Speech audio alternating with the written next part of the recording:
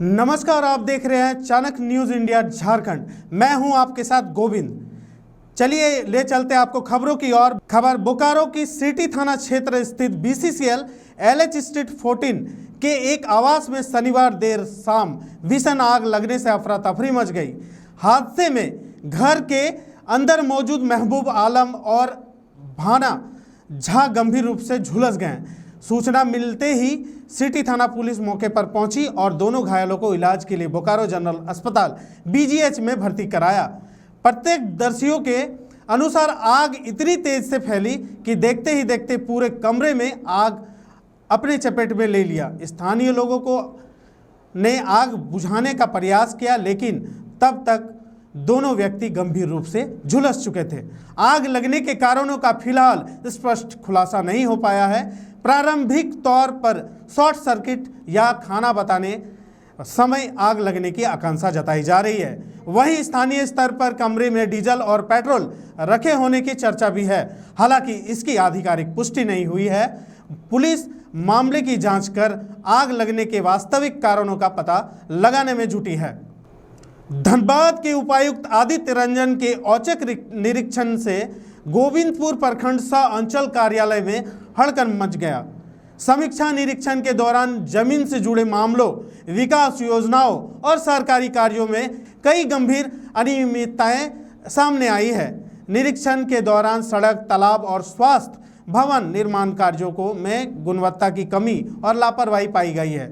वहीं मनरेगा योजना में वित्तीय अनियमितता और बड़े घोटाले की आशंका जताते हुए उपायुक्त ने मामले की गहन जांच के आदेश दिए।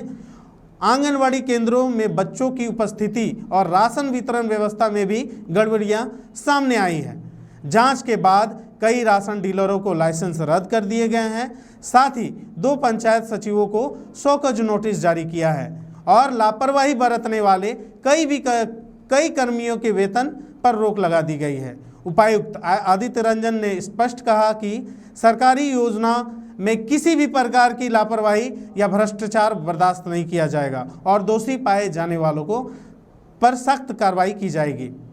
सर, क्या निकला जरा हम लोग को ब्रीफ करिए। ये मोस्टली अभी रिसेंटली मुख्य सचिव महोदय द्वारा और माननीय मुख्यमंत्री जी द्वारा भी बताया गया कि जिलों के सभी ब्लॉक्स में, पंचायत में जिला स्तर से विजिट होना चाहिए और उसकी कार्य प्रणाली पर भी थोड़ा देखरेख रखना है। तो उसके लिए हम लोग आज शुरुआत किए हैं। आज इसी कड़ी में गोविंदपुर अंचल और प्रखंड का रिव्यू भी किया। प्रखंड परिसर स्वच्छ हो, सुंदर हो, यहाँ जो लोग आते हैं उनको अच्छी व्यवस्था मिले, उनको अच्छा व्यवहार मिले और अधिकारियों के द्वारा उस पर खास करके विशेष ध्यान दिया गया।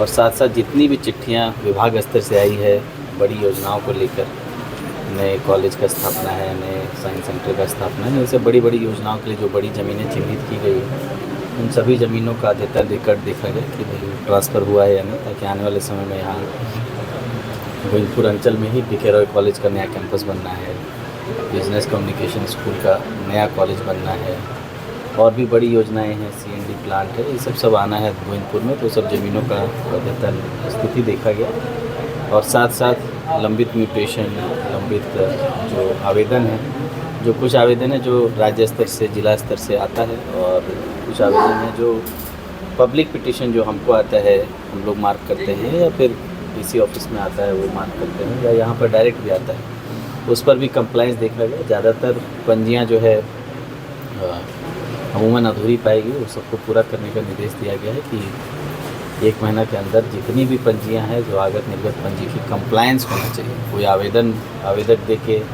3 महीने से दिया हुआ है और उस पर कुछ कार्रवाई नहीं हो रही है, ऐसे सभी आवेदनों पर संज्ञान लिया गया। कोशिश कर रहे हैं ऐसे सभी आवेदन पर कार्रवाई हो जो होने लायक है। कुछ ऐसे आवेदन भी बताया गया अंचल अधिकारी द्वारा जो कार्रवाई लायक अंचल स्तर पर नहीं है, उनके पावर के बियॉन्ड है या सिविल कोर्ट मैटर, तो उनको छोड़कर बाकी जो यहाँ से होना है वो समय से होना चाहिए, उस पर देखा गया। प्रखंड स्तर पर सुबह 8 टीमें 8 अलग अलग पंचायतों में पंचायत भवन, आंगनवाड़ी केंद्र, PDS शॉप, इन सब का निरीक्षण की। निर्माणाधीन तालाब, निर्माणाधीन सड़क, इनका भी निरीक्षण की। तो उसमें 2 पंचायत भवन की स्थिति बहुत ही दयनीय पाएगी। संबंधित पंचायत सचिव पर कार्रवाई की गई है और कुछ आंगनवाड़ी सेंटर थे जिसमें उपस्थिति नगण्य के बराबर थी और रजिस्टर में जो अटेंडेंस वो ज़्यादा दिखाया गया तो आंगनवाड़ी संबंधित पर भी कार्रवाई करने का निर्देश दिया गया है। और गुणवत्ता को लेकर कुछ स्वास्थ्य उपकेंद्र है जिसके निर्माण में गुणवत्ता में आंशिक कमी पाई गई है, उसको सुधार करने के लिए संबंधित एजेंसी को चिट्ठी जा रही है। हम लोग कोशिश कर रहे हैं कि सरकार की जो महत्वाकांक्षी योजनाएं हैं, पीडीएस शॉप में भी जो डिस्प्ले ऑफ जो प्राइस लिस्ट है, डिस्प्ले ऑफ लाभुक है, ये सबका डिस्प्ले होना चाहिए। जो राशन है उसको रखने की उचित व्यवस्था होनी चाहिए। ऐसा नहीं कि ज़मीन पे फेंका हुआ उस पर कीड़े घूम रहे हैं, इस तरह की स्थिति नहीं होनी चाहिए। तो ऐसी स्थिति कुछ पीडीएस शॉप्स की भी मिली है। संबंधित के लिए बीएसओ को दिया गया है कि संबंधित राशन डीलर का शोकॉज करेंगे, क्यों नहीं उनका हम लोग जो है लाइसेंस रद्द करके किसी और को दे देंगे, क्योंकि उनकी व्यवस्था अच्छी नहीं है। किसी का वेइंग मशीन भी ख़राब पाया गया, उस पर भी कार्रवाई कर रहे हैं। ऐसी छोटी छोटी चीज़ों को भी हम लोग देख रहे हैं ताकि सरकार की जितनी संस्थाएँ, चाहे स्कूल है, आंगनवाड़ी है, अस्पताल है, पीडीएस शॉप, उन सभी संस्थाओं में, पंचायत भवन है, अच्छी व्यवस्था मिले, आम जनों को कोई परेशानी नहीं है। और आम जब आएँ तो उनको लगे कि सरकार का जो चेहरा है, क्योंकि सरकार का असली चेहरा तो गाँव में ही दिखता है, तो सरकार का जो चेहरा है ये संस्था है, हमारे फील्ड के कर्मी हैं। कुछ के द्वारा मैं ये भी कहूँगा, कुछ के द्वारा उत्कृष्ट प्रदर्शन भी दिखाया गया। कुछ पंचायत भवन बहुत अच्छी स्थिति में थे, हम लोगों ने संबंधित की तारीफ भी की। कुछ आंगनवाड़ी भी बहुत अच्छे मिले, संबंधित एलएस को भी तारीफ़ किया है। तो कुल मिला के अच्छा रिव्यू रहा और हम लोग कोशिश कर रहे हैं कि हर माह सभी अंचल में, अभी आने वाले टाइम में 8 तारीख को धनबाद सदर अंचल का और ब्लॉक का निरीक्षण और साथ ही साथ जो है अद्यतन स्थिति की जानकारी लेने के लिए हम लोग जाएंगे। तो पूरा 2 माह में पूरे डिस्ट्रिक्ट के सभी अंचल, सभी ब्लॉक का निरीक्षण और साथ साथ सभी संस्थाओं का सेम डे निरीक्षण करके उस पर कार्रवाई करेंगे। सर, गोविंदपुर प्रखंड 2019 में ही ओडीएफ घोषित हो गया है, लेकिन आज भी महिलाएं भी अनेक जगह हैं जो खुले में शौच जा रही हैं। अनेक परिवार हैं जिसका शौचालय नहीं बना। सर, उसके लिए क्या प्रोग्राम बना? देखिए, स्वच्छ भारत मिशन का मकसद सिर्फ शौचालय बनाना नहीं था, जो सरकार की जिम्मेवारी है, ऐसा नहीं समझना चाहिए। उसके लिए VWSC का गठन हुआ है, village water and sanitation committee. उसमें जल सहिया हैं, मुखिया हैं, आमजन भी उसके कमेटी के मेंबर हैं। तो ये जागरूकता की भी चीज़ है बहुत बार, और साथ ही साथ बजट का अभाव नहीं है। बस यही है कि अब सरकार खुद नहीं बनाती, आप बनाएंगे, क्लेम करेंगे तो बजट हम लोग उसको ट्रांसफ़र कर देंगे, जो 12,000 IHHL बनाने का मिलता है, और उसकी संख्या हमारे पास पर्याप्त मात्रा में है। अगर कोई लाभुक छूटा हुआ है तो अपना शौचालय बनाए, जियो टैग फ़ोटो के साथ सबमिट करेगा तो DWSC से हम लोग पारित करा के उसको 12,000 रुपये उसके अकाउंट में ट्रांसफ़र कर देंगे। तो ये मोस्टली मुझे लगता है कि कुछ तो हम लोगों ने बहुत ही अच्छा काम किया है, कई जगहों पे अच्छा अभी ODF हुआ भी है, पर कुछ जगहों पे जहाँ कमी रह गई है, परिवार का एक्सपेंशन हो गया है, नए परिवार फंस गए हैं, तो उन जगहों पे शौचालय की ज़रूरत पड़ेगी, हम लोग उसको IHHL बनवा के देंगे। और जागरूकता ही इसमें मुझे लगता है कि परमानेंट सोल्यूशन। अंचल क्षेत्र का एक मामला है सर, माफिया जल स्तर जो तालाब है उस पर ही कब्जा कर रहा है। अंचल अधिकारी के पास भी अनेक बार शिकायत है, वो मान नहीं रहा है सर। आने वाले समय में अलग अलग तरीके से उस पर कब्जा कर लेता है, तो उसके लिए कोई अस्थायी उपाय? देखिए, तालाब जो है अगर रहती है तो उसमें किसी भी तरह का सरकारी योजना नहीं हो पाता है। लेकिन तालाब रहती हो या सरकारी हो, हाईकोर्ट का भी आदेश है और हम सब जानते हैं कि जल संरक्षण कितना महत्वपूर्ण है, तो उसको कोई भरने का काम या कोई और काम उसमें नहीं कर सकता है। अभी एक तालाब का मामला आया था जिसमें कपड़ा से सामने घेर के अंदर निर्माण का सूचना मिली सर, उसका काम रुकवाया गया है, और उसमें जो सरकारी हिस्सा है वो सरकारी हिस्सा पे हम लोग गहरीकरण का काम करेंगे। आप भी जान रहे हैं, अभी पहली बार मुझे लगता है धनबाद में 500 तालाब हम लोग सोचे हैं बनाने का, उसमें 250 में काम चल रहा है। तो 250 तालाब अगर बन जाएगा तो वो हमेशा के लिए सुरक्षित हो जाएगा। हमको लगता है कि एक बार तालाब सही से गहरीकरण कर दे तो 20 साल तक वो तालाब रहता है। तो वो सारी भूमि जो है, मुझे लगता है भूमि संरक्षण का, जल संरक्षण का, सॉइल कंजर्वेशन का, मिट्टी के संरक्षण का, मृदा संरक्षण का, इससे अच्छा उपाय नहीं हो सकता। इसीलिए हम लोग सभी मदों से, DMFT है, CSR है, हमारे पास भूमि संरक्षण का फंड होता है, सभी फंडों से मिलाकर 250 तालाब में काम चल रहा है। और ऐसा कोई सरकारी प्लॉट पे तालाब है, हम लोग को संज्ञान में आएगा तो हम उसको तत्काल गहरीकरण कराएंगे, और रहती तालाब होगा तो उसको हम लोग संरक्षण करने के लिए जो उपाय होगा हम लोग करेंगे। एक आखिरी प्रश्न करना चाहेंगे सर, जमडीहा और कंचनपुर 2 पंचायत है जहां मनरेगा के अंतर्गत लाभुक के नाम पर पैसा तो निकाल दिया गया, लेकिन उसे लाभ नहीं दिया गया। परेशान है, इसकी मैंने सूचना प्रखंड विकास अभी आज नरेगा का रिव्यू अभी DDC करेंगे। नरेगा आवास का रिव्यू हम लोग छोड़ें, अभी नरेगा का रिव्यू जब होगा उसमें मामला संज्ञान में आएगा, हम लोग उस पर भी कार्रवाई। Thank you sir. ठीक। सर पानी की दिक्कत समस्या है। धनबाद जिले के तोपचाची स्थित सामुदायिक स्वास्थ्य केंद्र में एक्सपायरी दवाएं मिलने के मामले में प्रशासन ने सख्त रुख अपनाया है। डीएमएफटी टीम की जांच में गंभीर अनियमितताएं सामने आने के बाद 4 स्वास्थ्य कर्मियों को शोकॉज नोटिस जारी किया है। निरीक्षण के दौरान अस्पताल के स्टोर और दवा प्रबंधन में लापरवाही पाई गई है। जांच रिपोर्ट में store incharge, dental medical officer, pharmacy incharge और जीएनएम को जिम्मेदारी ठहराया गया है। उप विकास उपायुक्त ने निर्देश पर सीएच प्रभारी डॉक्टर श्वेता गुंजन ने सभी संबंधित कर्मियों से जवाब तलब किया गया है। वहीं टुंडी विधायक प्रतिनिधि जगदीश चौधरी ने अस्पताल की कार्यशैली पर सवाल उठाते हुए कहा कि स्वास्थ्य कर्मियों की लापरवाही लंबे समय से जारी है। उन्होंने मामले की शिकायत जिला प्रशासन से कर दोषियों को कार्रवाई की मांग की है। डीएमएफटी टीम आई थी तो उन लोगों को विजिट के दौरान लेबर रूम में कुछ HIV किट जांच का वो एक्सपायरी मिला था जो कि अप्रैल डेट का था, और फार्मेसी में भी कुछ दवा था जो मई में एक्सपायरी था, मई 26, और डेंटल रूम में एक स्ट्रिप रखा हुआ था जो कि एक्सपायरी था। उसके लिए डीडीसी सर का आदेश था कि शो कॉज करना है सभी लोगों को, क्योंकि मेरे द्वारा जब ये स्टॉक रजिस्टर चेक किया गया तो उसमें ऐसा कुछ नहीं था नियर बाय एक्सपायरी।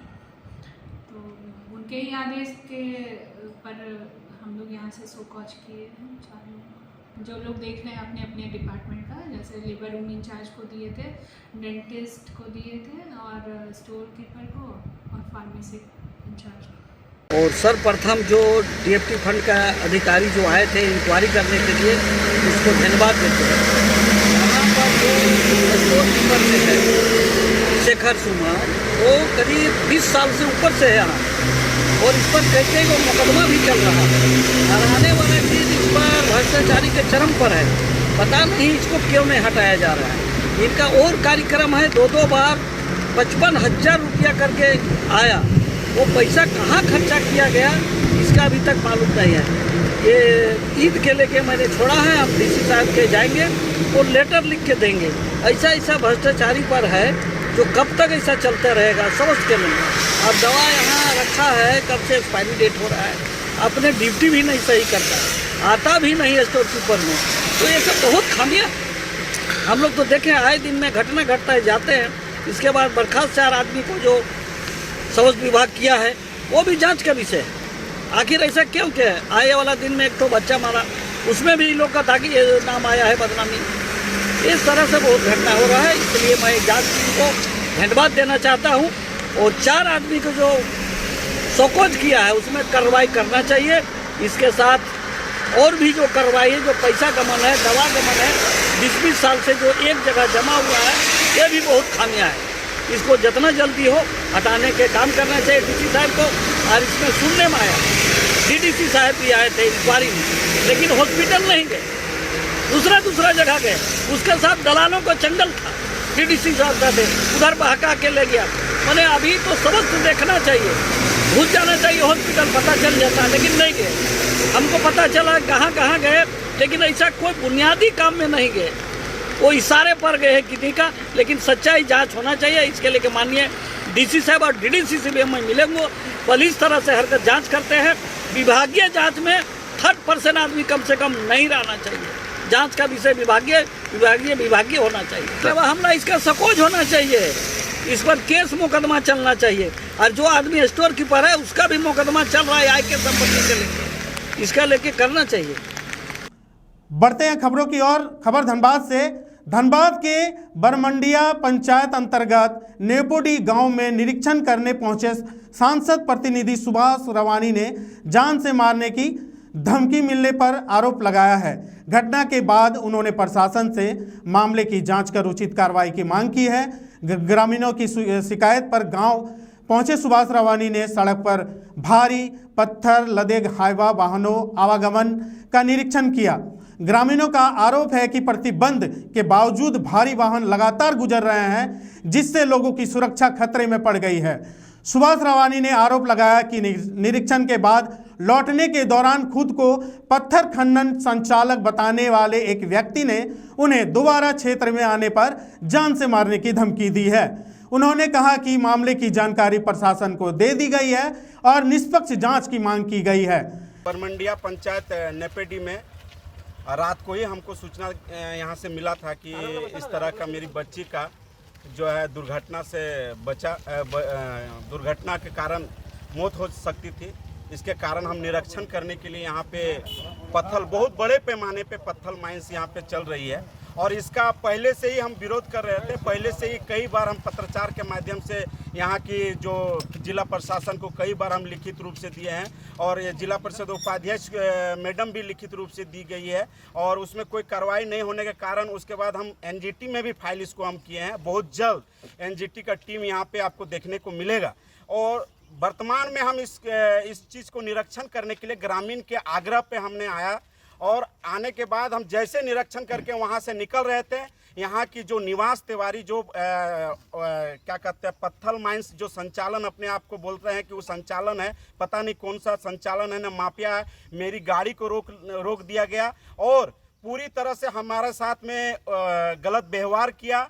यहाँ तक भी बोला कि भाई आपको जान से मार देंगे, यदि यहाँ पर आएगा तो हमको जान से मार देंगे। तो हम आपके माध्यम से कहना चाहेंगे और इसे निवास तिवारी को चेताने का काम करते हैं कि यहाँ पे जितने भी तोपचाची प्रखंड में इस तरह के अवैध रूप से या अनलीगल रूप से पत्थर माइंस चलता है उसका विरोध करेंगे। इसके लेके हमको यदि गोली खाना पड़ेगा तो गोली खाने के लिए तैयार है, इसके लेके यदि जेल जाना पड़ेगा तो जेल जाने के लिए तैयार है। यहाँ के पब्लिक के हित के लिए हमेशा हम लड़ाई लड़े हैं और लड़े रहेंगे। खबर बोकारो से। बोकारो के कोऑपरेटिव कॉलोनी स्थित एक निजी अस्पताल में मरीज की मौत के बाद परिजनों ने जमकर हंगामा किया। परिजनों ने अस्पताल प्रबंधक पर लापरवाही और अमानवीय व्यवहार का आरोप लगाते हुए कार्रवाई की मांग की है। मृतक का गामा यादव के परिजनों का आरोप है कि अस्पताल कर्मियों ने मरीज के हाथ पैर बांधकर बेड पर रखा था और इलाज के दौरान कई बार नींद का इंजेक्शन दिया गया है, जिससे उनकी मौत हो गई। परिजनों का यह भी कहना है कि मरीज की मौत के बाद भी अस्पताल प्रबंधक ने उन्हें समय पर इलाज इसकी जानकारी नहीं दी और वहीं अस्पताल संचालक अमित कुमार सिंह ने सभी आरोपों को खारिज करते हुए कहा कि मरीज की गंभीर स्थिति को देखते हुए भर्ती के समय ही बेहतर इलाज के लिए रेफर करने की सलाह दी गई थी, लेकिन परिजनों ने मरीज को अस्पताल में ही रखने का निर्णय लिया। फिलहाल मामले को लेकर अस्पताल प्रबंधन और परिजनों के बीच विवाद बना हुआ है। ये अमानवीय बात है, ये सब ऐसा नहीं होता है, ठीक है ना। 2-5 मिनट आगे पीछे ये अलग बात है कि सलाइन निकालने में या वो इरिटेबल थे पेशेंट, वो पूरा हाथ पैर पटक रहे थे इसलिए वैसा किया गया और ऐसा नहीं है कि उनकी देखभाल में कोई कमी है, लेकिन ये लोग को रेफर कर दिया गया था, ये अपनी मर्जी से यहाँ रखे हुए थे। आज सुबह ले जाने की बात थी, सब लोग असरफी का है। लोग परिजनों का कहना है, आरोप है कि लगातार 4 इंजेक्शन दिया गया, नींद का, बेहोशी का। ऐसा जो है ना, ये सब चीज़ जो है मेडिकल टर्म की बातें हैं। तो किसी को अगर गैस के इंजेक्शन को भी लगाया जाता है, इंसुलिन भी लग रहा है या कोई और भी चीज़ें लग रही हैं, तो उनकी समझदारी की बात है। आप लोग जाँच का विषय है, ये तो कभी भी जाँच करा सकते हैं, कोई दिक्कत नहीं, सब लोग स्वतंत्र है। कौन कौन डॉक्टर दिख रहे थे आपके यहाँ? डॉक्टर मदन प्रकाश सर, डॉक्टर रविशेखर सर और doctor PP Kumar duty doctor. मेरे पिताजी का कल अचानक तबीयत खराब हुआ, बुखार हुआ उनको नॉर्मल। उसके बाद वहाँ के लोकल डॉक्टर यहाँ रेफ़र किए, यहाँ अपेक्स हॉस्पिटल में कोऑपरेटिव में। हम आके यहाँ इलाज कराए तो उस समय थोड़ा पिताजी थोड़ा छटपटा रहे थे, तो डॉक्टर लोग बोले कि इनको बेहोशी का इंजेक्शन लगा देते हैं तो ये थोड़ा शांत हो जाएंगे, उसके बाद इनका CT स्कैन करवाएंगे। तो उसके बाद एक इंजेक्शन लगाए, 15-20 मिनट देखे नहीं शांत हो रहे हैं, फिर एक इंजेक्शन लगाए, मतलब 1 घंटा 1.5 घंटा के अंदर 4 इंजेक्शन बेहोशी का ये लगा चुके हैं। और उसके बाद हाथ पैर बांध के एकदम कसाई की तरह इस तरह से और पैर भी बांध के बेड पे और ज़बरदस्ती खाली कल से और अभी तक सुबह तक सलाइन चढ़ रहा था कि इलाज में लापरवाही हो रहा है। एडमिट करने के आधा घंटा पहले ही बोले कि हमको यहाँ से रेफर कर दीजिए। उसके बाद फिर ये ज़बरदस्ती ये इलाज चालू किए, अपने मन से इलाज चालू किए, बोले कि नहीं रिकवर हो जाएंगे, 3 दिन का इसमें समय लगेगा, हाँ आप निश्चिंत रहिए, 3 दिन में हम इनको ठीक कर देंगे।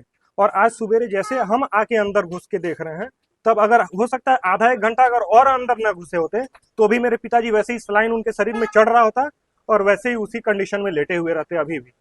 डॉक्टर कौन थे जो आपके पास फादर? एक मदन डॉक्टर हैं जो सबसे पहले देखे, जो इंजेक्शन लगाने के लिए बोले, मदन डॉक्टर, जिनके देखरेख में 3 इंजेक्शन लगा। और उसके बाद एक डॉक्टर रवि है, रविशंकर या हाँ रविशेखर या रविशंकर करके हैं, उसके बाद वो इंजेक्शन दिए। क्या हुआ था, मतलब छटपटी पूरा छटपटा रहा था पूरा। हाँ। वो मतलब 5 मिनट पकड़ रहा था, फिर भी उसको मतलब रुक नहीं रहा था, पूरा बकते जा रहा था, किसी को पहचान नहीं था ना, अपना बेटा, इसका बेटा था। हाँ। उसको भी नहीं पहचान पा रहा था। तो आप लोग 4 बार बेहोशी का इंजेक्शन क्यों दिए थे? वो डॉक्टर लिखा था ना, तो हम 4 बार? हाँ, डॉक्टर नहीं, डॉक्टर नाम बोलिए, नाम प्रकाश लिखे थे, उसके बाद रवि सर लिखे थे। बोकारो में बैंक ऑफ इंडिया द्वारा आयोजित SSMI आउटरीच कार्यक्रम के तहत ग्राहकों को बड़ी राहत दी गई है।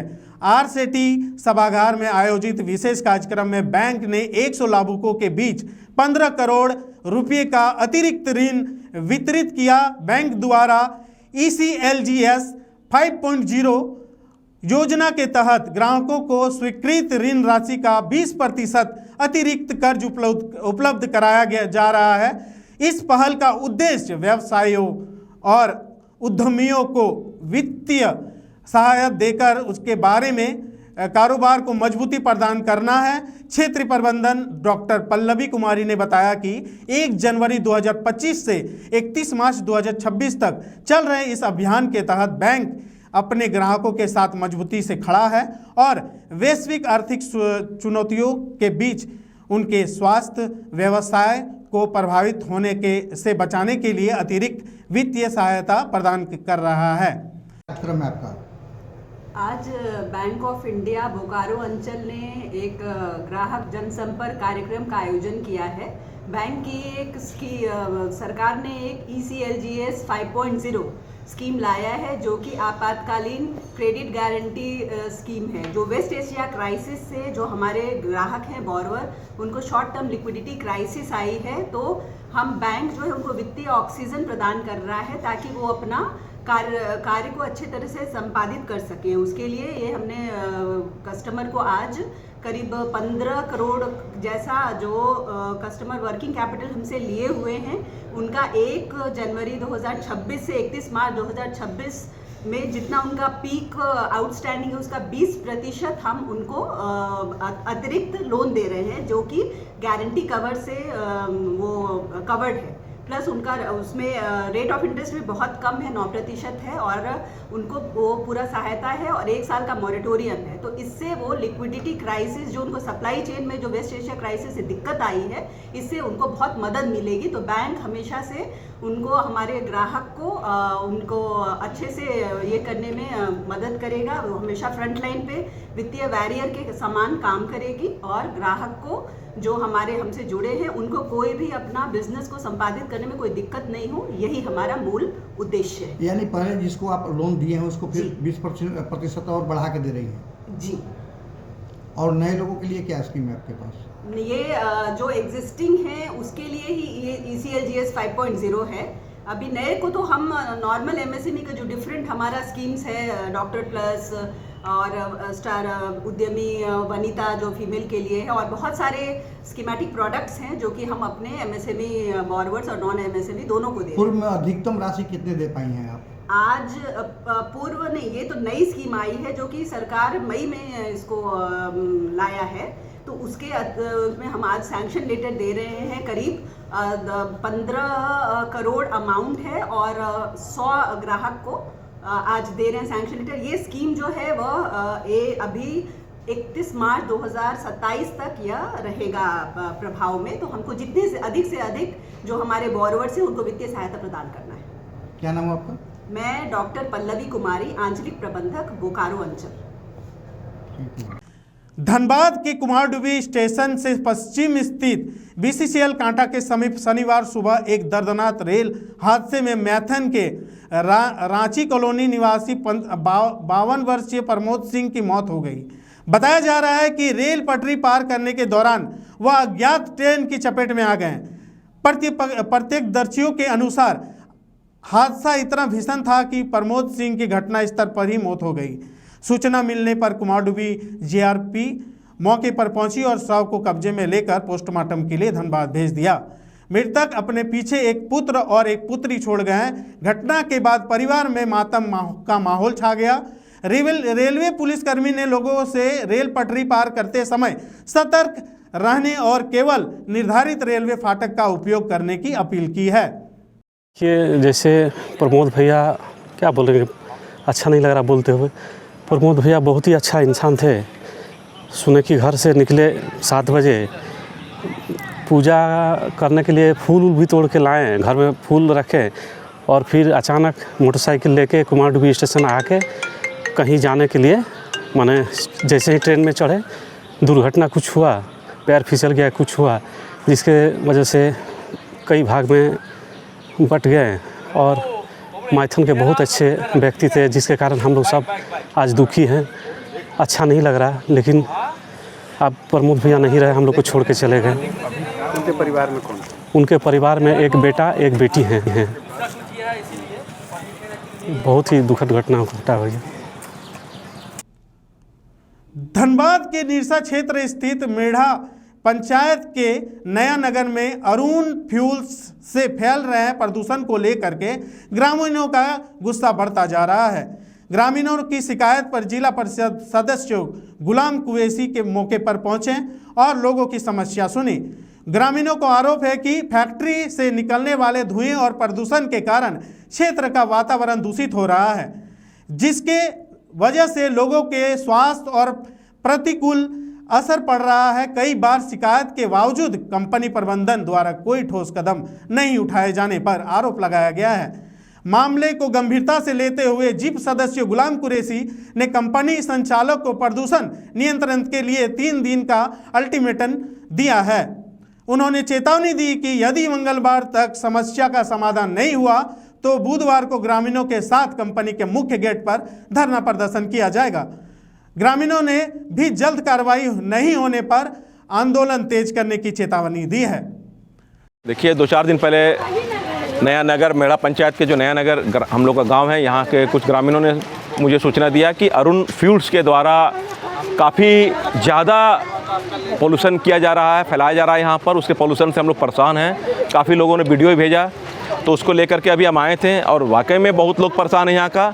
तो जो फैक्ट्री का जो संचालक हैं, अभी उनसे मेरा बात हुआ, उनको बुला करके ग्रामीणों के बीच में उन्होंने वादा किया है कि 3 दिन के अंदर हम इस मामला को हल कर देंगे। तो जाहिर सी बात है, अगर 3 दिन के अंदर अगर हल नहीं होता तो ग्रामीणों के साथ उनके गेट पे हम बैठने का काम करेंगे और फिर प्रशासन आए, स्थानीय प्रशासन आए, जो भी है इस मसला को कैसे हल हो, लोग देखेंगे। लेकिन एक बात मैं आपको बताना चाहता हूँ कि आज इस क्षेत्र में चाहे बाबा हाईटेक ले लीजिए आप, अरुण रिफैक्ट्री, अरुण एसोसिएट जो है फैक्ट्री वो ले लीजिए, जितना भी फैक्ट्री यहाँ चल रहा है उसके पोल्यूशन से पूरा क्षेत्र का ग्रामीण परेशान है। और आपको मैं बता दे रहा हूँ कि जो आज के डेट में कैंसर का सबसे बड़ा एक कारण पोल्यूशन है। और आप डीसी साहब के पास जाएंगे, वो पोल्यूशन विभाग को दे देंगे चिट्ठी। पोल्यूशन विभाग तो बिका हुआ है, वो कुछ नहीं करेगा। जिस दिन वो जांच में आएगा फैक्ट्री को बंद करवा देगा, उस दिन कोई पोल्यूशन नहीं होगा। तो कहाँ जाएंगे हम लोग? ये सरकार को बदनाम करने के लिए ऐसे अधिकारी पदाधिकारी रहेंगे तो सरकार को बदनाम करेंगे, जबकि सरकार का, झारखंड सरकार का साफ निर्देश है कि प्रदूषण से ग्रामीण प्रभावित नहीं होना चाहिए। आप फैक्ट्री चलाइए, हमको कोई मतलब नहीं है। चाहे मैथन श्रमिक दीजिए ना, हम लोग इतना आवाज़ उठाए हैं, लेकिन कहीं कोई मामला नहीं है। 100 बात का एक बात है कि जिसके अंडर में ये फैक्ट्री चल रहा है, कहीं ना कहीं किसी का संरक्षण प्राप्त होता है। इन लोगों को पैसे के दम पे, पावर के दम पे लोग फैक्ट्री को चलाते हैं और ग्रामीण को कोई भी समस्या हो कोई मतलब नहीं है। अगर समस्या का समाधान होता तो आज आप देखेंगे काली माटी में जो तंबाकू का फैक्ट्री चल रहा है अब तक बंद हो गया होता। आप देखिए, आवाज़ उठता है, आवाज़ दब जाता है। क्या कारण है? उसको भी कहीं ना कहीं राजनीतिक संरक्षण प्राप्त है। और पोल्यूशन विभाग को, मैं अभी 1 सप्ताह पहले डीसी महोदय के पास गया था, उन्होंने पोल्यूशन विभाग को चिट्ठी लिखा है, लेकिन कोई बेनिफिट नहीं होगा, क्योंकि पोल्यूशन विभाग पूरा करप्ट है। पूरा फुल्ली करप्ट है, लोगों को सबका महीना जाता है, जितना फैक्ट्री यहाँ चलता है सबका पोल्यूशन विभाग को पैसा मिलता है, तो क्यों कार्रवाई करेगा वो। तो मैं आपके मीडिया के माध्यम से यहाँ के जिला उपायुक्त महोदय को संज्ञान में देना चाहता हूँ कि आप खुद स्पॉट पे आकर, मैंने सुना था कि उपायुक्त महोदय ऑन द स्पॉट निरीक्षण करते हैं, तो आप खुद आकर निरीक्षण करें कि कैसे यहाँ तंबाकू का फैक्ट्री चल रहा है। तंबाकू फैक्ट्री बैन है, कैंसर का सबसे बड़ा कारण है, लेकिन खुलेआम चल रहा है, वहाँ के ग्रामीण परेशान है। पूरा मेढ़ा में जितना भी फैक्ट्री चल रहा है, यहाँ का पोल्यूशन से लगता ही नहीं है कि यहाँ ग्रामीण रहते हैं। ये पूरा इंडस्ट्रियल इलाका बना दिया गया, इसको यहाँ के ग्रामीण को छोड़ के भागना पड़ेगा। तो मैं एक जनप्रतिनिधि होकर के ये विश्वास दिलाता हूँ कि यहाँ प्रदूषण से प्रभावित ग्रामीणों की लड़ाई के लिए हमेशा आगे रहूँगा और मेरा आवाज़ हमेशा बुलंद रहेगा, कभी इसके खिलाफ मेरा आवाज़ दबने वाला नहीं है। धन्यवाद। नगर मेढ़ा पंचायत में रहते हैं और हम लोग को बगल वाला फैक्ट्री से इतना डस्ट मिलता है, सुबह शाम डस्ट उड़ता है। ये अरुण फ्यूल्स है जो कोयला वोयला क्या कर रहा नहीं करता है, बहुत ज़्यादा डस्ट उड़ता है, घर से लेके बाहर तक बच्चा उच्चा सब परेशान है हम लोग। और ये अगर बेड बोलिए, फर्श बोलिए, कहाँ नहीं होता, देख लीजिए ये सब, देख लीजिए इधर उधर आप देख लीजिए। और कल बारिश नहीं हुआ रहता तो और भी दिखा देते बाहर में। तो इसके लेकर आप लोग ग्रामीण मालिक से शिकायत की है कि नहीं? वही करने पर है कि ठीक कर देंगे, ठीक कर देंगे, ठीक होता नहीं है। तो ये पोल्यूशन जो होता है कब कब होता है? रात में तो आना-धून चलाता है लोग, जैसे तैसे चलाता है। दिन में तो थोड़ा कंट्रोल में रखता है, लेकिन रात में तो तहस नहस कर देता है। सुबह उठ के देखिए तो पूरा काला हो जाता है। क्या इससे दिक्कत होता है? दिक्कत क्या, सांस लेने में दिक्कत, बच्चा खेलता है वो काला। अगर मान लीजिए खाना खुला छोड़ दिए तो उसमें ढुक जाता है, पानी छोड़ दिए उसमें ढुक जाएगा। और आपको नहीं विश्वास, चलिए घर दिखा दे रहे, टाइल्स का क्या हाल है, इधर देख लीजिए ना, इधर हाँ देखिए, हाँ देखिए, बताइए तो आदमी का क्या हाल होगा। आप लोग क्या मांग करते हैं? बस या तो अपना ये सही करे या फिर फैक्ट्री बंद कर दे। धनबाद के निरसा स्थित ईसीएल मुगमा क्षेत्र की बरमूड़ी कोलियारी की बदहाल स्थिति को लेकर शनिवार को विधायक अरूप चटर्जी ने कोलियारी प्रबंधन और स्थानीय ग्रामीणों के साथ बैठक की। बैठक में उत्पादन में आई गिरावट, लोकल सेल बंद होने, जमीन संबंधित विवाद और सुरक्षा व्यवस्था जैसे मुद्दों पर चर्चा की गई। विधायक ने कहा कि बरमूड़ी कोलियारी क्षेत्र कभी भी सबसे अधिक उत्पादन करने वाली खदानों में शामिल थी, लेकिन वर्तमान में उत्पादन लगभग ठप हो गया है। बैठक में मौजूद जमीन दाताओं ने कोलियारी विस्तार के लिए जमीन देने की सहमति जताई। विधायक ने मुआवजा और जमीन अधिग्रहण से जुड़ी समस्याओं को समाधान का आश्वासन दिया। बैठक में कोयला और डीजल चोरी का मुद्दा भी प्रमुखता से उठा। अरूप चटर्जी ने प्रबंधन को सुरक्षा व्यवस्था मजबूत करने और चोरी में शामिल लोगों के खिलाफ सख्त कार्रवाई का निर्देश दिया। उन्होंने कहा कि बरमूड़ी कोलियारी क्षेत्र की जीवन रेखा है और इसके पुनर्जीवन से रोजगार तथा विकास को नई गति मिलेगी। बरमूड़ी कोलियारी में मैनेजमेंट, वर्कर्स और आसपास के जो ग्रामीण कम्युनिटी है सभी लोग यहाँ उपस्थित थे। और बरमूड़ी कोलियारी लगातार जो प्रोडक्शन कम हो रही है, यहाँ लोकल सेल बंद है, इन तमाम चीज़ों को लेकर बातचीत हुई है। जो ज़मींदाता है उन लोग ज़मीन देने के लिए तैयार है। मैनेजमेंट थोड़ी तत्परता दिखाए तो हम समझते हैं जो जल्दी बरमूड़ी जो सबसे बड़ी कोलियारी हमारे क्षेत्र में थी, डिपार्टमेंटल कोल जहाँ सबसे ज़्यादा प्रोडक्शन होती थी, एक समय प्रॉफिट में भी थी, तो फिर से हम लोग रिवाइव कर सके। क्या कारण मानते हैं कि प्रॉफिट, जो पिछले साल प्रॉफिट अच्छी खासी प्रॉफिट था और इस बार? ये ढेर सारे कारण हैं। प्रोडक्शन जो होना चाहिए था, हम लोग 10 लाख हम लोग सोचे थे जो करेंगे अगला साल, तो वो हुआ नहीं। कोयला चोरी एक कारण रहा, डीजल की चोरी एक कारण रहा, और इसके साथ साथ लैंड प्रॉब्लम जो है वो काफ़ी ज़्यादा थी। तो उस ज़मीन का प्रॉब्लम को हम लोग लगातार सॉल्व करने के लिए प्रयास चालू है, तब से रोड सेल यहाँ हो रहा है। और आज अचानक मैनेजमेंट बोल रहा है कि मेरा रेजिंग नहीं है, आपको रोड सेल हम लोग बंद कर रहे हैं, ऑफर नहीं देंगे। आप लोग क्या निर्णय लिया आकर के हम लोग रिक्वेस्ट किए कि यहाँ सैकड़ों आदमी जो है इसमें इन्वॉल्व है, रोजी रोजगार करके कमा के पैसा खा रहा है, सब बस्ती वाला है। क्या नाम हुआ आपका? हमारा सुनील मंडल। बोकारो के बेरबो थाना क्षेत्र अंतर्गत 5 नंबर धोड़ा में अवैध कोयले को लेकर के 2 गुटों में बीच में झड़प हुई। 25 वर्षीय अनीता कुमारी की मौत हो गई। घटना के बाद इलाके में तनाव का माहौल है। मृतक का परिजन और स्थानीय लोगों ने आरोपियों की गिरफ्तारी की मांग को लेकर फुसरो डुमरी मुख्य मार्ग पर शव रखकर सड़क जाम कर दिया। प्रदर्शनकारियों ने अवैध कोयला कारोबार और पुलिस प्रशासन के खिलाफ जमकर नारेबाजी की। ग्रामीणों ने मुआवजे की मांग करते हुए अवैध कोयला कारोबार से जुड़े लोगों पर कार्रवाई की मांग की है। दीनदयाल उपाध्याय चौक के समीप सड़क जाम होने से आवागमन प्रभावित रहा। मौके पर पहुंची पुलिस समझाने और स्थिति की सामान्य करने में जुटी रही। हम खुद अपने लेटर पैड से आवेदन दिए थे। उस समय प्रशासन को अवगत भी किए थे कि इस तरह का घटना किसी का जान माल का क्षति हो सकता है, जिस तरह का कोयला चोरी चल रहा है क्षेत्र में, लेकिन पुलिस संज्ञान नहीं लिया इसको। मेरा आवेदन पर कोई कार्रवाई नहीं किया। उसके बाद 2 जगह मार हुआ, यादव को घर में घुस के मार दिया। बताइए, उस समय भी संज्ञान बुझा के हटा दिया गया। बात बहुत सारा FIR जमा है बेरमो थाना में, लेकिन कार्रवाई किसी पर नहीं हो रहा। मतलब जब तक जान नहीं जाएगा तब तक बेरमो प्रशासन कार्रवाई नहीं करेगा। और अभी भी इतना भरोसा है कि बेरमो प्रशासन निष्पक्ष कार्रवाई नहीं करेगा। अभी भी उम्मीद है इस बात का, अभी भी भरोसा है कि निष्पक्ष कार्रवाई नहीं होगा। बताइए, अपराध को बढ़ावा देने में सीधा प्रत्यक्ष रूप से प्रशासन का हाथ है। हम छोटा छोटा चीज को अनदेखा कर देता है, अपराधी का मनोबल बढ़ जाता है, बड़ा घटना को अंजाम दे देता है उन लोग। छोटा चीज में तो ध्यान नहीं देगा प्रशासन, तो बड़ा घटना तय है। मान लीजिए अभी कतरास में गोली चला, धनबाद में चला, उसी तरह बेरमो को बनाना चाह रहा है कि मारपीट करेंगे, अपना वर्चस्व के लिए कोयला चोरी करवाएंगे। तो सीधा बात है कि प्रशासन संरक्षण दे रहा है नीचे से ऊपर तक, तभी इतना मनोबल बढ़ा हुआ अपराधियों का। पर उचित कार्रवाई होना चाहिए। बताइए, रात में 1:30 बजे कहाँ जाता है पोस्टमार्टम में? आनंद फानन में भेज दिया गया पोस्टमार्टम का, जबकि सुबह पोस्टमार्टम शुरू हुआ है। क्यों भेजा रात में इतना आनंद फानन में?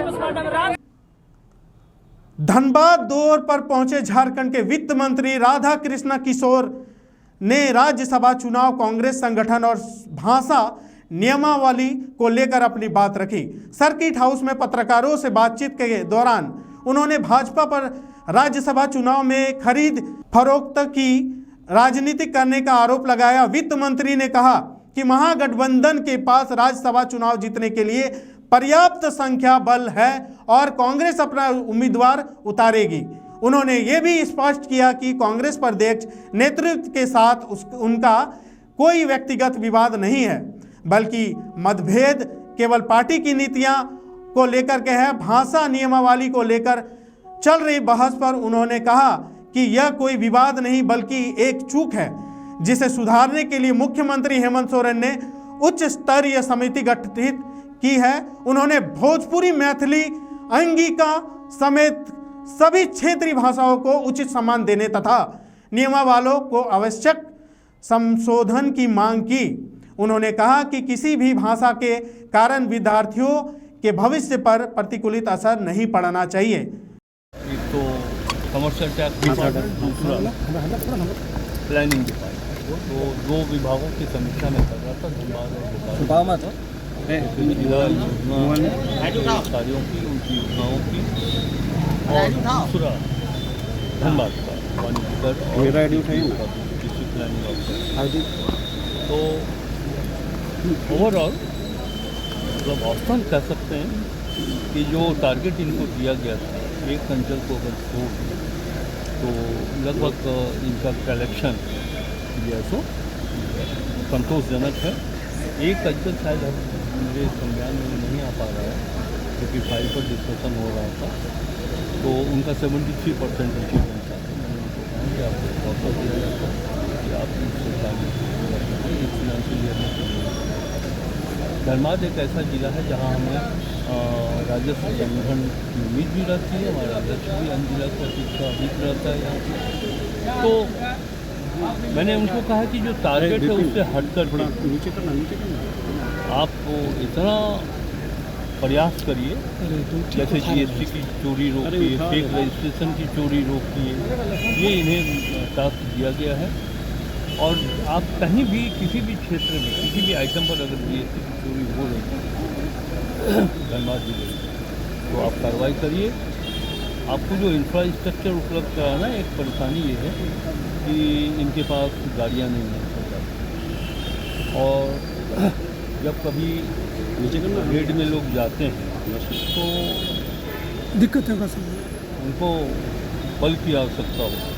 मैंने कहा कि और फिर कंप्यूटर इनके पुराने पड़े हुए हैं, काम नहीं हो रहे, तो ये सब जो इंफ्रास्ट्रक्चर है मैंने इनको कहा। सर, सेल कंपनियों पर रोक लगे, इसके लिए पिछली बार भी आपने कहा था कि व्यवस्था करना है, तो उस पर कहाँ तक काम हुआ है? पूरा तो कर लीजिए। सेल कंपनियों को रोक क्यों लगे? हाँ, तब ना हम सर एक कोई अधिकारी को हटाने का भी निर्देश दिया है जो यहाँ पर रजिस्ट्रेशन कराती हैं और जीएसटी शो करके सामान भेज देते हैं, और वहाँ पर जाते जाते फिर वो जीएसटी का जो पेपर है ना वो रद्द करवा देते हैं 24 घंटा से पहले। सर, फर्जी जीएसटी का बहुत मामला आया धनबाद में सर। ये तभी तो मैं आया हूँ सर। अंदर की बात बहुत मैं नहीं बताऊँगा कि क्या क्या इंस्ट्रक्शन दिया गया है। ये बात तो ओपन होना भी नहीं चाहिए, कुछ बात में गोपनीयता होनी चाहिए। लेकिन मेरे आने का उद्देश्य धनबाद में करो की चोरी, फेक जीएसटी और जीएसटी स्कैम के माध्यम से करोड़ों रुपए का जो है सो घपला, उनको रोकना ही मेरा उद्देश्य। एक सवाल था, डीजल और पेट्रोल काफ़ी महंगा हो चुका है, ऐसे में कंट्रोल करने राज्य सरकार की क्या भूमिका रहेगी इसमें? मतलब बढ़ाए नरेंद्र मोदी की सरकार, और कंट्रोल की जिम्मेवारी हमारे ऊपर है। जो लोग भारत सरकार के हमारे प्रधानमंत्री के प्रति जो लोग बुलाना है वो समझें, सोचें कि काहे पेट्रोल और डीजल पर कीमत बढ़ गई। जब हमारा आय, हमारे देशवासियों की का सोर्स ऑफ इनकम वही है, उसमें कोई वृद्धि नहीं है, तो फिर पेट्रोलियम उत्पाद पर दर बढ़ाने का क्या औचित्य है? हम लोग वैट में कुछ बढ़ोतरी करके या कुछ सब्सिडी दे करके हम इसको कर सकते हैं, लेकिन अगर हम सब्सिडी देंगे तो आर्थिक नुकसान तो इसी राज्य को होगा। किसानों के ऊपर ये बोझ बढ़ जाएगा और युवाओं के ऊपर बोझ बढ़ जाएगा, गृहिणियों के ऊपर बोझ बढ़ जाएगा। भारत सरकार इस पर अनुदान देना, अभी तक दाम बढ़ा है डीजल और पेट्रोल का। भारत सरकार ने स्पष्टीकरण दिया है कि क्यों हम दाम बढ़ाएं, ये तो भारत सरकार से पूछने के लिए। नहीं लगी इस मामले में, तो क्यों? एक सवाल था सर कि क्रूड ऑयल का जो कीमत जो है 2011-12 में मनमोहन के सरकार में इससे ज़्यादा दाम बढ़ा था, 108 के आसपास डॉलर ये था, तो उस समय कंट्रोल में था। क्या कारण है कि अभी कंट्रोल में नहीं? मैंने संक्षेप में आपको कहा दिया, बहुत संक्षिप्त। प्रधानमंत्री इस बात के जवाब देने के लिए उत्तरदायी। देखिए, आपने ही कह दिया कि क्रूड ऑयल, जब डॉक्टर मनमोहन सिंह प्रधानमंत्री थे तो उस समय क्रूड ऑयल के दाम में बढ़ोतरी थी, तो भी पेट्रोलियम प्रोडक्ट जो सप्लाई होना है डीजल और पेट्रोल, उसकी कीमतें नियंत्रित थी। आज क्या कारण है कि इसकी कीमतों में बढ़ोतरी हो रही है? तभी तो मैंने कहा कि भारत के प्रधानमंत्री से देशवासी पूछें कि सर, मान्यवर, बताइए तो कि ये दाम क्यों बढ़ाई गई है। उत्तर तो उन्हीं को देगा। ऑयल बॉन्ड लाना चाहिए सरकार को। आपने कहा कि झारखंड सरकार इनिशिएटिव नहीं लेगी, इनिशिएटिव नहीं ले रही। भारत सरकार अगर झारखंड की आवाज़ को सुने, झारखंड की सरकार, तो आवाज़ उठाने में हम लोग पीछे नहीं। हेमंत सोरेन की सरकार, कांग्रेस आरजेडी के सहयोग की सरकार, वाम दलों के सहयोग की सरकार, बोलने में और कोई जानकारी का अभाव भी नहीं हम लोग के पास। लेकिन सबसे पहले तो वो राज्य उठाए ना जहाँ भारतीय जनता पार्टी का शासन है, वो इनिशिएटिव लेकर के दिखा, जिनका बजट हमसे कई गुना अधिक है। हमारा बजट तो मात्र 1.5 लाख करोड़ रुपए का।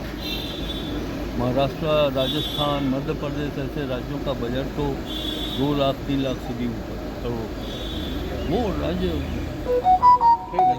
राज्यसभा चुनाव को लेकर के सरगर्मी तेज है। बात हो रही है, हमारे पास महागठबंधन के पास दोनों सीट जीतने का पूरा बल है। हमारे पास 56 है और 56 में 2 हम लोग। खरीद फरोख्त की संभावनाएं भी एक लग रहा है क्या? हमारे यहाँ तो कुछ सवाल ही नहीं होता, क्योंकि उनके आंकड़े कम है। इनके आंकड़े कम है विपक्ष के। तो ये तो आकलन जनता लगा रही है कि जब आपके पास वो संख्या बल नहीं है तो राजनीतिक नैतिकता तो यही कहती है कि आप मैदान से बाहर निकलें। लेकिन मैदान में आप इसलिए कूदे हैं कि पहलवानी करके हम गोल कर दें, तो ये जनता समझ रही है कि उनका उद्देश्य कैसे आना हुआ है। जब उनके पास संख्या बल नहीं है तो कहीं ना कहीं से तो तोड़ेंगे वो। और मैं बता देता हूँ भारतीय जनता पार्टी को कि अभी भी बात बिगड़ी नहीं है, अभी नामांकन नहीं हुआ है। जब संख्या बल नहीं है तो मैदान से बाहर रह जाइए। अगर मैदान में रहिएगा तो झूठ मूठ का पसीना भी बहाइएगा और रिजल्ट भी भाजपा को नहीं मिलेगा। धन्यवाद। ऐसी खबरों के साथ बने रहे चाणक्य न्यूज इंडिया झारखंड के साथ। मैं हूं आपके साथ गोविंद। धन्यवाद।